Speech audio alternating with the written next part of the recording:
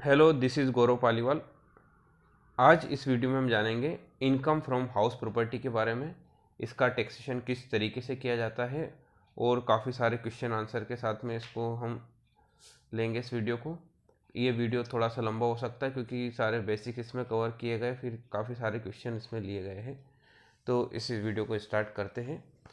तो all the types of property are taxed under the head income from house property in the income tax return like an office, shop, building or some land attached to building like a parking lot। तो income tax में house property जैसे generally हम समझते हैं केवल house को अगर आपने लेट आउट किया गया है तो उसको इनकम फ्रॉम हाउस प्रॉपर्टी में किया जाता है, तो ऐसा नहीं है। आपने अगर आपका ऑफिस दिया हुआ है किराए पर, या कोई शॉप है आपने उसको उस पर किराए पे दिया हुआ है, आपकी कोई बिल्डिंग है या कोई इस तरीके की पार्किंग लॉट आपने किराए पे दिया हुआ है, तो वो भी जो उसका टैक्सेशन होगा वो इनकम फ्रॉम हाउस प्रॉपर्टी के हेड में उसका टैक्सेशन होगा। और जब कोई प्रॉपर्टी है वो बिजनेस या प्रोफेशन के लिए यूज़ की जा रही है, जैसे लाइक क्या कोई फ्री लाइसेंसिंग वर्क के लिए यूज़ की जा रही है, तो इसे income from business and profession के लिए जो आप रिटर्न फाइल करेंगे तो उसको जो इसका टैक्सेशन होगा वो अंडर होगा income from business and profession में। और जो भी एक्सपेंस किए जा रहे हैं रिपेयर्स एंड मेंटेनेंस में वो अलाउ होंगे आपको बिजनेस एक्सपेंडिचर के रूप में। तो कितने तरह की प्रॉपर्टी होती है, तो पहले होती है 3 तरह की होती है, जैसे लाइक सेल्फ ऑक्यूपाइड प्रॉपर्टी होती है, एक लेट आउट होती है, एक इनहेरिटेड प्रॉपर्टी आपको होती है। तो इसको देखते हैं कि क्या होती है self occupied house property. Self occupied house property is use for one's own residential purpose. तो सेल्फ ऑक्यूपाइड प्रॉपर्टी क्या होती है, आप खुद के रहने के लिए उसको यूज़ कर रहे हैं या आपके फैमिली मेंबर भी यूज़ कर रहे हैं। इसके अलावा अगर कोई आपका खाली घर पड़ा हुआ है तो उसे भी सेल्फ ऑक्यूपाइड हाउस प्रॉपर्टी कहा जाता है।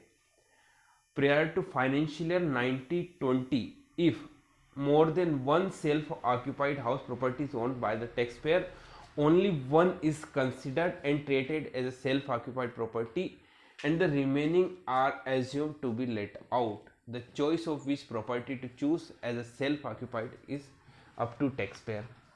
अब यहाँ पे बहुत ध्यान देने वाली बात है, सेल्फ ऑक्यूपाइड प्रॉपर्टी ऐसा नहीं कि आपके पास 4-5 प्रॉपर्टी है, आपने सभी को बोल दिया सेल्फ ऑक्यूपाइड प्रॉपर्टी है, इसको लेट आउट नहीं है। आप मैक्सिमम जो बेनिफिट है वो सेल्फ ऑक्यूपाइड प्रॉपर्टी का आप 2 लोगों के लिए ले सकते हो, दो प्रॉपर्टी के लिए ले सकते हो, बाकी को आपको deemed to be let out मानना पड़ेगा, उसका एक रीजनेबल रेंट निकालना पड़ेगा, उसको टैक्सेशन किया जाएगा, भले से आपको उसका रेंट नहीं मिला हो तो भी। तो ये काफ़ी इम्पोर्टेंट चीज़ है यहाँ पर। अब इसके बाद आ जाते हैं late out property. Late out property क्या होता है, जब जिसको आपने रेंट पे दिया हुआ हो उसको फुल ईयर के लिए भी दिया हुआ है या थोड़ा आधे साल के लिए भी दिया हो, पार्ट ऑफ द ईयर के लिए भी दिया हो, तो उसे सेल्फ ऑक्यूपाइड हाउस प्रॉपर्टी बोलेंगे। इसके अलावा आ जाते हैं इनहेरिटेड प्रॉपर्टी। इनहेरिटेड प्रॉपर्टी आपको वसीयत में मिली हो, आपके बड़े से बुजुर्गों से मिली हो, तो इनहेरिटेड प्रॉपर्टी जो होती है ये, तो ये जो इसका टैक्सेशन भी उस तरीके से होगा जो अपने ऊपर पड़ा है, या तो लेट आउट है या सेल्फ ऑक्यूपाइड है, तो उस तरीके से इसका टैक्सेशन होगा। तो how to calculate now, how to calculate income from house property. अब उसकी इनकम किस तरीके से हम यहाँ पे काउंट करेंगे, तो सबसे पहले आपको देखना है इसका जीएवी निकालते हैं। जीएवी मतलब आपको ग्रोस एनुअल वैल्यू उसका कितना मिला है।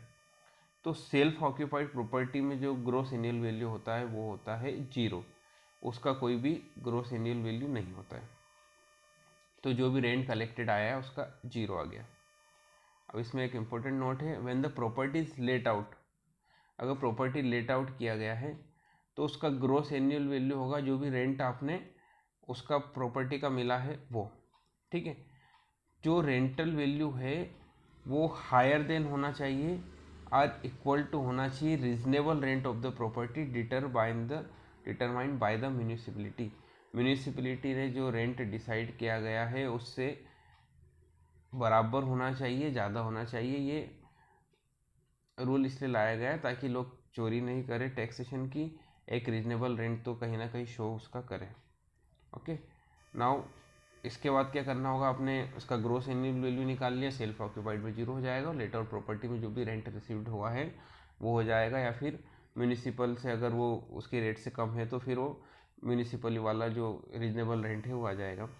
इसके बाद में आपको जो भी आपने प्रॉपर्टी टैक्स पे किया है, यहाँ पे इम्पोर्टेंट बात है, यदि आपने उसको प्रॉपर्टी टैक्स यदि आपने उसका पे किया है तभी अलाउ होगा, अगर ये ड्यू है तो अलाउ नहीं होगा। आपने अगर 5 सालों का जो प्रॉपर्टी टैक्स है आपने इस वाले फाइनेंशियल ईयर में पे किया है तो इस साल में आपको उसका डिडक्शन मिल जाएगा। तो ये जो अलाउ होता है आप जब पे करेंगे उसी बेसिस पे होगा, ये ड्यू बेसिस पे इसका अलाउ नहीं होगा। तो इसे जो बोलेंगे इसमें से जब घटाएंगे तो इसे बोलते हैं नेट एनुअल वैल्यू। तो नेट एनुअल वैल्यू क्या होती है, ग्रोस एनुअल वैल्यू से प्रॉपर्टी टैक्स घटा देते हैं तो इसे बोलते हैं नेट एनुअल वैल्यू। उसके बाद करेंगे reduce 30% of the NAV towards standard deduction.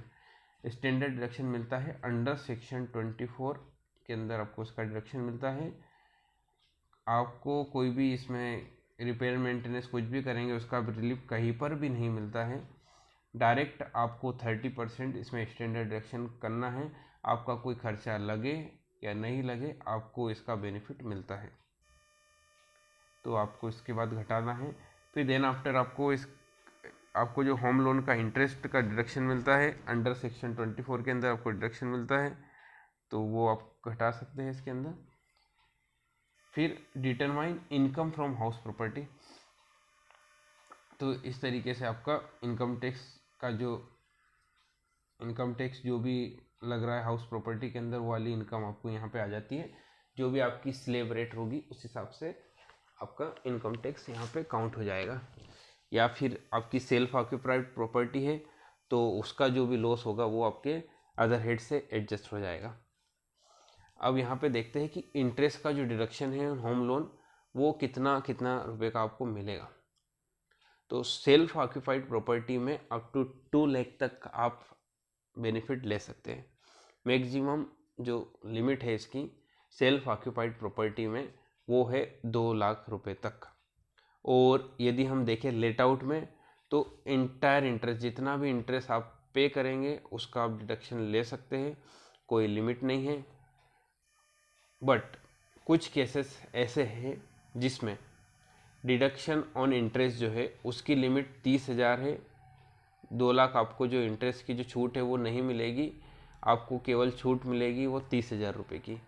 अगर ये वाली जो कंडीशंस हम नीचे जो हम पढ़ने जा रहे हैं उस केस में, तो कंडीशन पहले क्या है कि लोन आपने जो लिया हुआ है वो 1 अप्रैल 1999 से लिया हुआ के बाद लिया हुआ है या उस दिन को लिया हुआ है, and the purchase or construction is not completed within the 5 years from the end of the financial in loan was availed.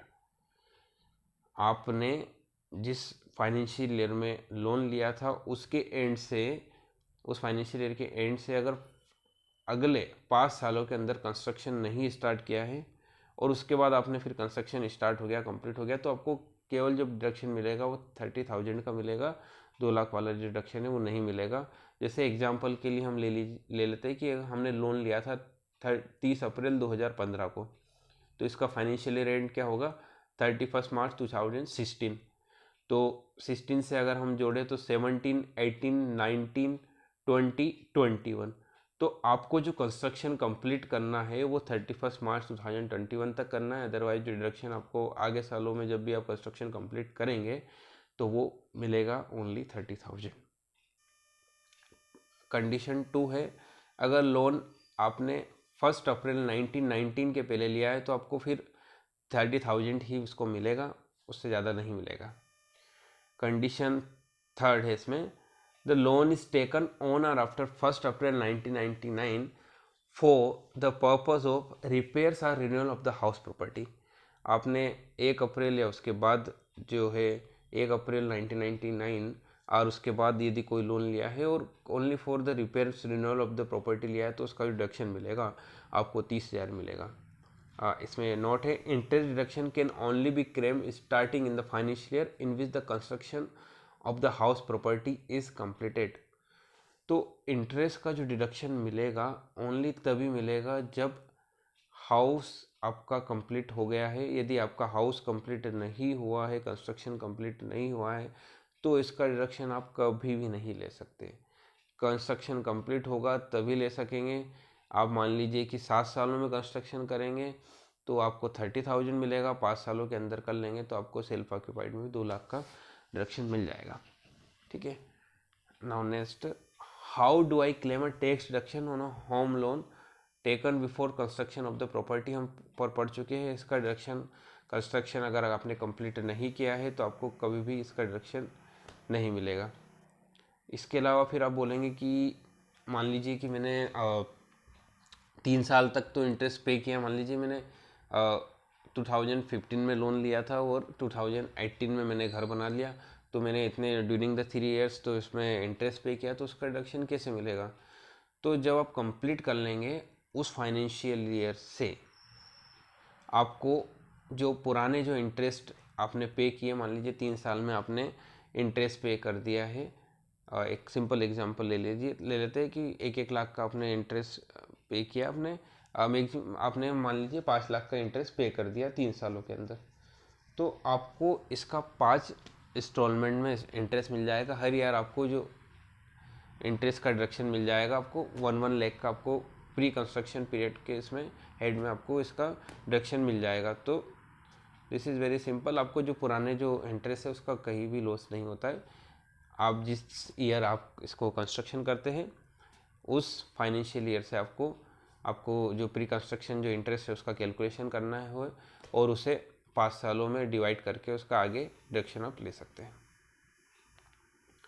अब बात आ जाती है कि tax deduction on the principal repayment. जो आप ईएमआई देती है तो उसमें एक पार्ट होता है इंटरेस्ट का और एक पार्ट होता है प्रिंसिपल का। तो प्रिंसिपल का आप डिडक्शन किस तरीके से लेते हैं, तो प्रिंसिपल का जो डिडक्शन होता है वो मिलता है 80C के अंदर। ठीक है, तो ये 80C के अंदर आप मैक्सिमम 1.5 लाख रुपए ले सकते हैं। तो इसमें प्रिंसिपल भी आ जाएगा, आप LIC की पेमेंट करेंगे वो भी आ जाएंगे, आप बच्चों की कोई ट्यूशन फीस देते हैं सब आ जाता है। तो मैक्सिमम आप लिमिट ले सकते हैं, वो ले सकते हैं 1.50 लैक्स।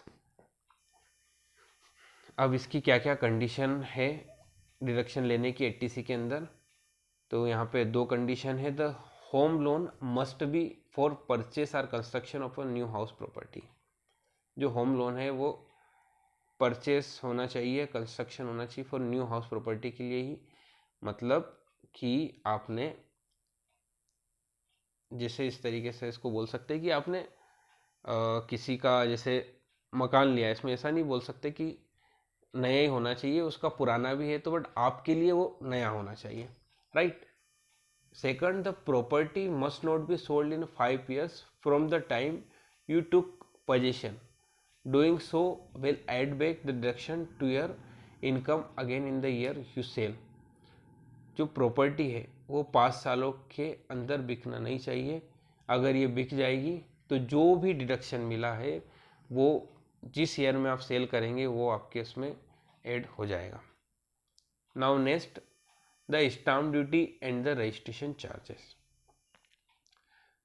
स्टाम्प ड्यूटी जो भी आप पे करते हैं, जो रजिस्ट्रेशन चार्जेस जो भी पे करते हैं जब आप रजिस्ट्री करने जाते हैं, तो इसका भी डिडक्शन आप जब जिस ईयर में आप पे करेंगे उस ईयर में आप उसको ले सकते हैं। ये पे बेसिस पे आपको अलाउ हो जाएगा और इसका भी मैक्सिमम लिमिट 1.5 लाख के अंदर आपको इसका डिडक्शन मिल जाएगा। अब आ जाते हैं next, tax benefit for the home loan for joint owners. 2 लोगों के बीच में है या 2 से 1 से अधिक जितने भी होते हैं उसको बोलते हैं जॉइंट ओनर्स वाली प्रॉपर्टी बोलते हैं। तो इसका किस तरीके से डिडक्शन मिलता है, तो जो जॉइंट ओनर्स है वो को बोरर भी होना चाहिए। मतलब बैंक ऐसे जनरली को बोरर बनाती है, अगर आप प्रॉपर्टी में 2 लोग शामिल हैं तो दोनों को बोरर होगा, दोनों की लाइबिलिटी इसमें आती है। तो इसका डिडक्शन कैसे मिलता है, ऐसे काफ़ी अच्छा भी होता है कि ज़्यादा लोग उसमें होम लोन ले। अगर दोनों मान लीजिए कि अर्निंग मेंबर हैं, फैमिली में स्पाउस दोनों है तो दोनों के नाम से प्रॉपर्टी लेना भी चाहिए। तो इसमें काफ़ी बेनिफिट भी होगा आपको कि आपको जो लिमिट का डिडक्शन है 2 लाख वाला वो दोनों को इंडिविजुअल मिलेगा। सेकंड, आपको जो प्रिंसिपल पेमेंट करेंगे उसका भी 1,50,000 तक का जो है वो अलग अलग डिडक्शन मिलेगा। तो इस तरीके से आपका जो डिडक्शन का क्राइटेरिया है वो अलग अलग होगा। मान लीजिए इस प्रॉपर्टी में 5 जॉइंट ओनर है तो पाँचों को अलग अलग जो 2 लाख का डिडक्शन है वो मिलेगा। तो इस तरीके से आपको काफ़ी सारे इसमें बेनिफिट हो जाते हैं। जब जॉइंट ओनर्स आप होते हैं तो इस तरीके के बेनिफिट आप उठा सकते हैं जॉइंट ओनर में। इस तरीके से आप आपकी टैक्स प्लानिंग भी कर सकते हैं। बट ऐसा केस है कि मान लीजिए आपके नाम पे प्रॉपर्टी है, मान लीजिए आपके ऐसा एक एग्जांपल ले लेते हैं, आपके फादर के नाम पे एक प्रॉपर्टी है, उनकी एज है लगभग मान लीजिए 50 ईयर्स है एज उनकी एज। और ऐसे केस में कभी कभी ऐसा भी हो जाता है कि होम लोन जो मिलता है वो 20 ईयर के लिए मिलता है जनरली। अब क्या होगा कि फादर की एज है 50 प्लस अगर 20 देखें तो 70 एज हो जाती है। तो इस केस में बैंक का क्या एक रिस्क पॉइंट होता है बैंक के लिए कि उनकी एज 60 हो जाएगी तो 60 के बाद थोड़ा सा कहीं ना कहीं उनकी जो सैलरी है कहीं ना कहीं वो रिटायरमेंट पे जाएंगे, उनका जो भी सैलरी है वो इतना नहीं मिलेगा, जो भी उनकी अर्निंग है कम हो जाएगी। तो इस केस में बैंक अपने सेफर पॉइंट पे अपने जो उनका जो बच्चा होता है उसकी गारंटी लेते हैं, उनको को ब्रोर बनाते हैं। तो इस केस में क्या होगा कि प्रॉपर्टी केवल फादर के नाम पर है, बच्चे के नाम पर नहीं है। तो इसमें बच्चा भी उसके लिए रिस्पॉन्सिबल है, कोऑपरेटर है, बट उसको जो डिडक्शन है वो नहीं मिल पाएगा। वो पे कर रहा है तो भी उसको डिडक्शन नहीं मिल पाएगा। जो डिडक्शन है अगर प्रॉपर्टी में उसका नाम है तो ही मिल पाएगा उसको डिडक्शन, अदरवाइज डिडक्शन नहीं मिल पाएगा। तो to claim the tax benefit on the property you must be co owner in the property and you must be co borrower for the loan. ये दोनों कंडीशन सेटिस्फाई होगी तभी डिडक्शन मिल पाएगा, otherwise deduction नहीं मिल पाएगा। अब देख लेते हैं, will you get benefit of both H R and deduction on home loan. अब हम क्वेश्चन यहाँ पे स्टार्ट कर देते हैं कि क्या आपको एच आर ए और डिडक्शन ऑन होम लोन जो है दोनों का क्या आपको डिडक्शन मिल जाएगा? तो बिल्कुल मिल जाएगा। इसमें हम एक एग्जांपल ले लेते हैं। मान लीजिए आप मुंबई में गए हुए हैं जॉब के लिए और आपका घर मान लीजिए कि कहीं इंदौर में है और आपने उसको लेट आउट किया हुआ है, तो वहाँ से भी आपको अर्निंग आ रही है और वहाँ पे आप मुंबई में रहते हैं, आप खुद रेंट से रहते हैं क्योंकि आपको मुंबई में कोई घर नहीं है। तो जो आप ने इंदौर में लिया, इंदौर में आपने कहीं होम लोन से आपने लिया हुआ है, होम लोन आपका चल रहा है इस पर, तो यहाँ जो आप इंटरेस्ट पे कर रहे हो, प्रिंसिपल पे कर रहे हो, उसका डिडक्शन ले सकते हैं। और साथ ही साथ मुंबई में आप रह रहे हैं रेंटेड मकान में, तो जो एच आर ए के कैलकुलेशंस होते हैं उस हिसाब से डिडक्शन मिलता है आपको, वहाँ पे भी ले सकते हैं। तो दोनों आपको बेनिफिट यहाँ पे मिल सकते हैं। हाँ, अब आते हैं significant budget amendment in 2017 till financial year 2016-17. Laws under the head house property could be set off against other heads of the income without any limit. Question answer थोड़े से और आगे चालू होंगे एक्चुअली। एक चीज़ और है significant budget amendment. Financial year 16-17 तक जो था loss under the house property वो विदाउट एनी लिमिट कितना भी सेटअप कर सकते थे। बट फाइनेंशियल ईयर 17-18 तक जो है लॉस फ्रॉम हाउस प्रॉपर्टी वो 2 लाख तक ही सेट ऑफ हो सकता है, जो बाकी बचा हुआ है वो कैरी फॉरवर्ड हो सकता है। अब इस केस में क्या है कि जो सेल्फ ऑक्यूपाइड प्रॉपर्टी था उनको तो कोई दिक्कत नहीं है, उनका 2 लाख तक तो उनको छोटी मिलती है और 2 लाख तक ही मैक्सिमम सेट ऑफ है। बट जो लेट आउट प्रॉपर्टी वाला है उनका भी क्या हुआ है कि जो रेस्ट्रिक्शन है वो मैक्सिमम 2 लाख तक है, तो जो बेनिफिट है वो 2 लाख तक ही उठा सकते हैं, बाकी कैरी फॉरवर्ड होगा। तो ये लिमिट है 2017-18 के बाद से, जो भी फाइनेंशियल ईयर 2017-18 के बाद से आपको जो मैक्सिमम लिमिट है तो वो 2 लाख का ही है। तो इससे कहीं ना कहीं टैक्स बर्डन बढ़ चुका है लेट आउट प्रॉपर्टी वालों के लिए भी।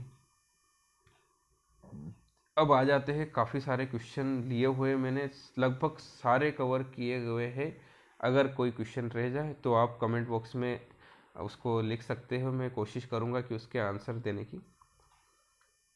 First, I have 5 houses, in all houses my family lives, no property is let out, what is your income from house property. मेरे पास क्या है, 5 प्रॉपर्टी है, सब में मेरे फैमिली रहती है, कोई भी लेट आउट नहीं है। जो मैक्सिमम, तो इसका आंसर है कि जो मैक्सिमम आप चूज़ कर सकते हो ना, दो प्रॉपर्टी चूज़ कर सकते हो सेल्फ ऑक्यूपाइड की, जिसमें जो इनकम होगी नील होगी। बाकी की जो 3 प्रॉपर्टी है, रीजनेबल रेंट आपको शो करना ही पड़ेगा while filing income tax return. तो आप बोलोगे भैया ये तो गलत है। अब गलत तो क्या होता है कि जो होता है, ये जो बनाया गया है इसलिए बनाया गया है, लोग चोरी नहीं करें, कैश में आपने रेंट ले लिया, आपको शो नहीं किया। तो ये जो है बनाया गया है एक्ट, ये इसलिए बनाया गया है कि ये कहीं पे भी लोग चोरी नहीं करें। आप मैक्सिमम 2 घर में ही रह सकते हो जनरली, ऐसा भी क्योंकि इनका मानना है। आपको deem to be let out उसको मानना ही पड़ेगा। कभी कभी इसमें ऐसा भी होता है कि खाली भी रहती है, बट आपको पे करना ही पड़ेगा क्योंकि ये रूल है। Second, a house has been self occupied for 6 months and rented out for a 6 month, what is its income? एक हाउस प्रॉपर्टी है, वो 6 महीने तक खाली रही है और 6 महीने तक वो रेंटेड आउट रही, तो उसकी क्या इनकम रहेगी? तो इसमें जो होगा, आपको जो भी रेंट कलेक्ट हुआ है वो जो है उसको आपको शो करना है। बट अगर एक्चुअल रेंट अगर रीजनेबल रेंट से कम होगा तो आपको रीजनेबल रेंट शो करना पड़ेगा, ठीक है। बट अगर वेकेंट रही थी, उसके अलावा कोई भी रीजन नहीं रहा था, तो जो भी एक्चुअल रेंट है आपको मिल जाएगा। बट अगर मान लीजिए कि आपकी रिलेटेड थी, पार्टी थी, इस तरीके से अगर कुछ उसमें आपका रिलेशन है, तो जो आपको रीजनेबल रेंट है वो लेना पड़ेगा as a GAV। Third, income received as a rent from subletting of house property will be tax under income from house property. मान लीजिए आपने कहीं पे प्रॉपर्टी रेंट पे ली है, फिर आपने उसी प्रॉपर्टी को किसी और को रेंट पे दे दिया है, तो इस केस में क्या होगा? तो इस केस में जो होगा, इसको इनकम फ्रॉम हाउस प्रॉपर्टी में नहीं लेंगे। ये जो टैक्सेशन होगा इस प्रॉपर्टी का, वो income from the other source होगा।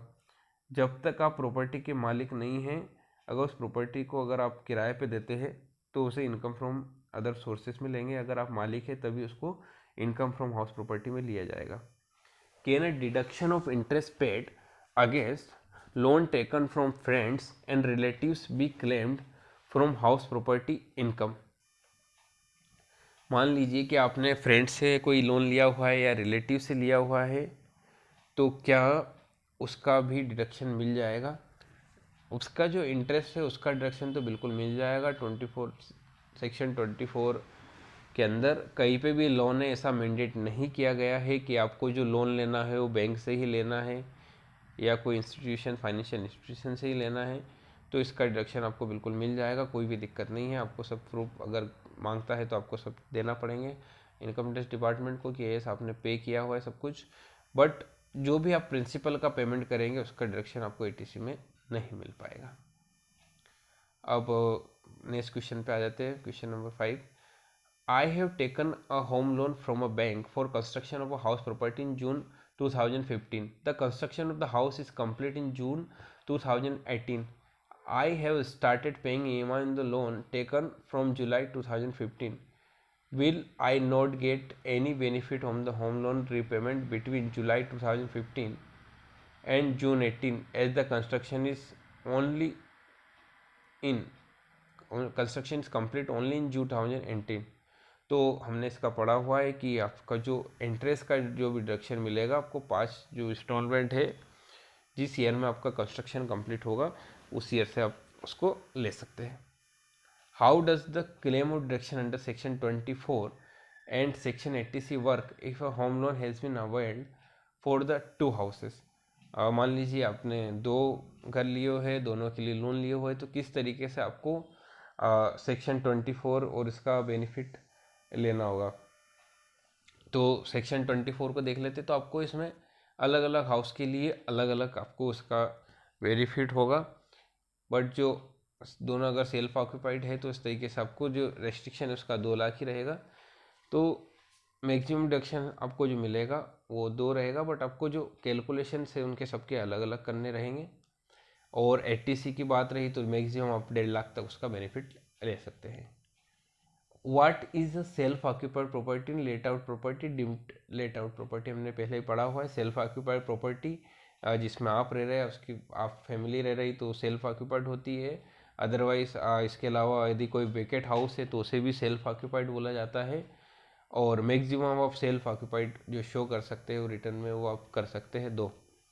और लेट आउट होती है आपने रेंट पे दिया हुआ है वो पार्ट ऑफ द ईयर भी दे सकते हैं तो उसे भी लेट आउट बोलते हैं। और deemed to be let out जब 2 या 2 से अधिक आपकी कोई प्रॉपर्टी है, सॉरी 2 या 2 से अधिक है तो मैक्सिमम 2 का बेनिफिट ले सकते हैं। 2 के अलावा जितनी प्रॉपर्टी है उन्हें deemed to be let out माना जाएगा। नेक्स्ट पे आ जाते हैं 8 पे। I have incurred a loss from house property, मुझे हाउस प्रॉपर्टी से लॉस हुआ है। I have miss the return filing, जो रिटर्न की डेडलाइन थी वो मैंने मिस कर दी है। Will I lose the benefit of carry forward of losses incurred. Generally क्या होता है कि यदि आपने इनकम टैक्स का रिटर्न अगर टाइम से जो भी उसकी डेडलाइन है होते है, अगर उसने कहा आपने रिटर्न फाइल नहीं किया है तो आपको उसका जो बेनिफिट है जो कैरी फॉरवर्ड का वो नहीं मिल पाता है। बट यही ऐसा केस है जिसमें अगर आपने हाउस प्रॉपर्टी का, अगर हाउस प्रॉपर्टी वाले केस में ऐसा है कि आपने अगर उसको टाइम से नहीं फिल किया है तो भी आपको उसको कैरी फॉरवर्ड का बेनिफिट ले सकते हो। मीन्स बिलेटेड रिटर्न में भी आप इसको कैरी फॉरवर्ड कर सकते हो।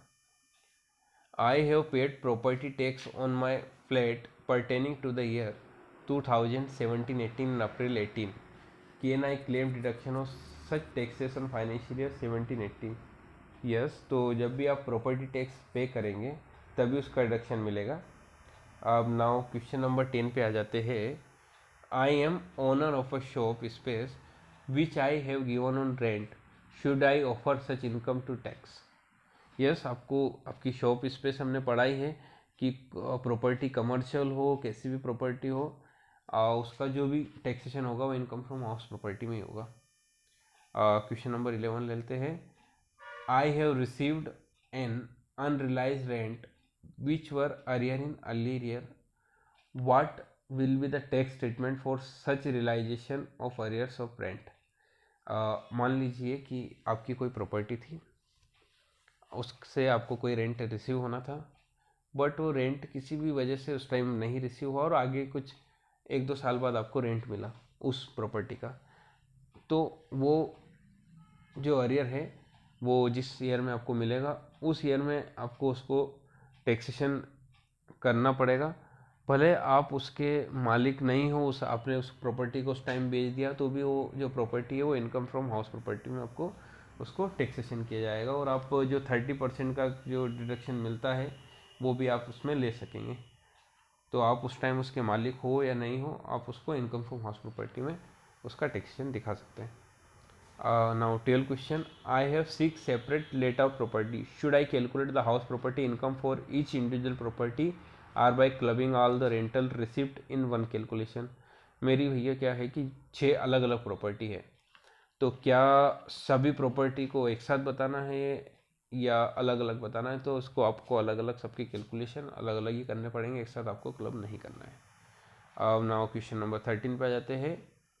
आई own a property which was self-occupied from April 2017 to September 2017, then was let out from October 2017 to February 18. How will I compute income from house property? 17 से लेके अप्रैल 17 से सितंबर 17, मतलब आधे फाइनेंशियल ईयर के लिए सेल्फ ऑक्यूपाइड थी और आधे फाइनेंशियल ईयर के लिए जो थी ये प्रॉपर्टी वो लेट आउट थी, तो इसे लेट आउट ही माना जाएगा साल भर के लिए। बट जो इसमें एक्चुअल रेंट जो रिसीव हुआ है उसी पे टैक्सेशन होगा। अब क्वेश्चन नंबर 14 पे आ जाते हैं। How to compute income from a house property when part of the property self occupied and part is let out? मान लीजिए जनरली ऐसा काफ़ी सारे केसेस में होता भी है कि आपके जो हाउस है वो 2 मंजिल का है, ठीक है, 2 फ्लोर्स का आपका हाउस है। तो उसमें क्या है कि जो ग्राउंड फ्लोर है आपने उसको रेंट आउट किया हुआ है और जो सेकंड वाला फर्स्ट वाला जो फ्लोर है उस पर आप खुद ही रहते हैं। तो इस केस में आप जो है ग्राउंड फ्लोर को आप उसको लेट आउट इनकम जो उसकी है उसकी इनकम फ्रॉम लेट आउट मान सकते हैं, और जो इंडिपेंडेंट हाउस है आपका उससे सेल्फ ऑक्यूपाइड ही रहेगा। तो